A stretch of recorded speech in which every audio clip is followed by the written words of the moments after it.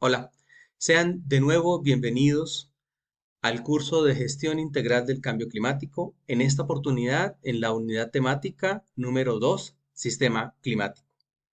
En ella vamos a aprender a conocer el sistema climático, los elementos que lo conforman y las principales interacciones que permiten tener climas específicos en los contextos de territorio. Empecemos por una definición de sistema climático. Se entiende como un sistema muy complejo que consta de 5 componentes principales: atmósfera, hidrosfera, criosfera, litosfera y biosfera, y de las interacciones entre ellos. El sistema climático evoluciona en el tiempo bajo la influencia de su propia dinámica interna y por efecto de forzamientos externos, como las erupciones volcánicas o las variaciones solares, y de forzamientos antropogénicos, como el cambio en la composición de la atmósfera o el cambio en el uso del suelo. Esta es una definición propuesta por el Grupo Intergubernamental de Expertos en Cambio Climático. De esta manera, es importante que comprendamos que como seres humanos, como pobladores, también generamos influencia en ese sistema climático. Un sistema que tiene unas entradas, unos procesos y unas salidas.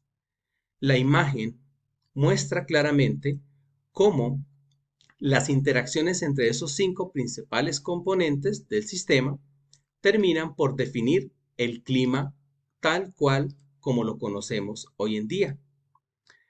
Es importante reconocer en cada uno de esos elementos una fracción fundamental para comprender el cambio climático. Ahora, miremos algunas características de cada uno de estos elementos principales que se mantienen en interacción.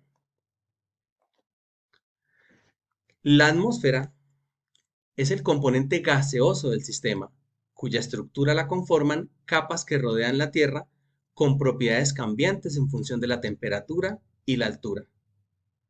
La hidrosfera es el componente del sistema que incluye las superficies en estado líquido y las aguas subterráneas.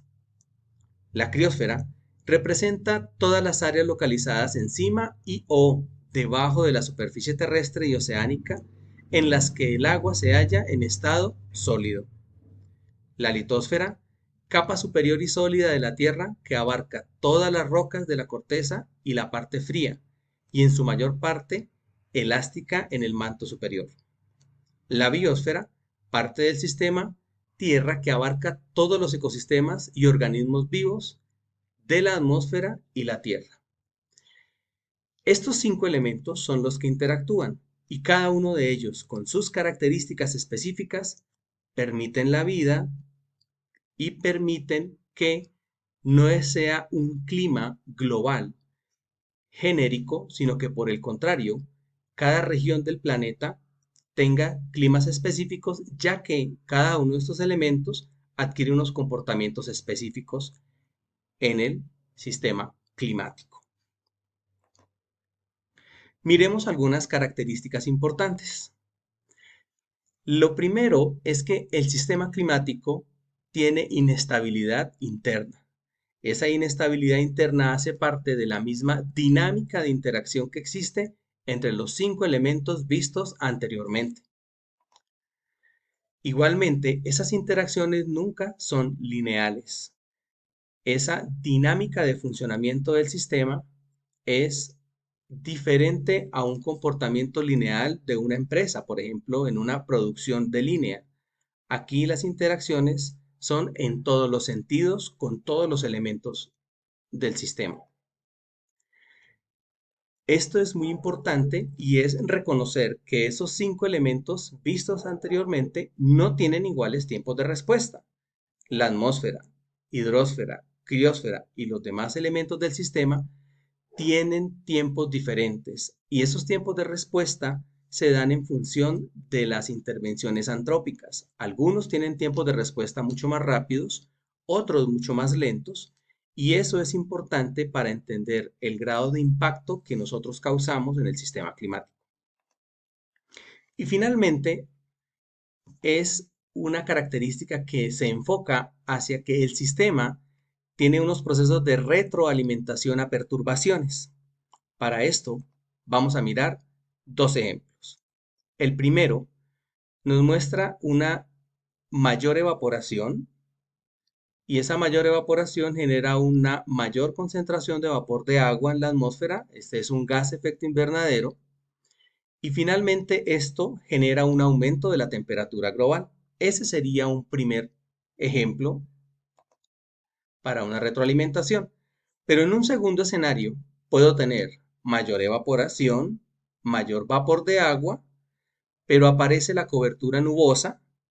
Esa cobertura nubosa me genera un mayor albedo. Albedo es la reflexión de los rayos del sol y eso me genera una disminución de temperatura. En ese orden de ideas tenemos dos contextos y aquí lo importante es mirar cómo el sistema se adapta y adecúa el comportamiento de tal forma que se busquen reducir esas perturbaciones como sucede en el segundo ejemplo explicado. En este punto es importante reconocer que todos los elementos del sistema tienen un valor muy importante, razón por la cual su conservación, conocimiento y preservación permiten a las comunidades establecer acciones de adaptación frente al cambio climático. Muchas gracias por su participación. Hay que estar pendientes a las actividades que se proponen para esta segunda unidad temática.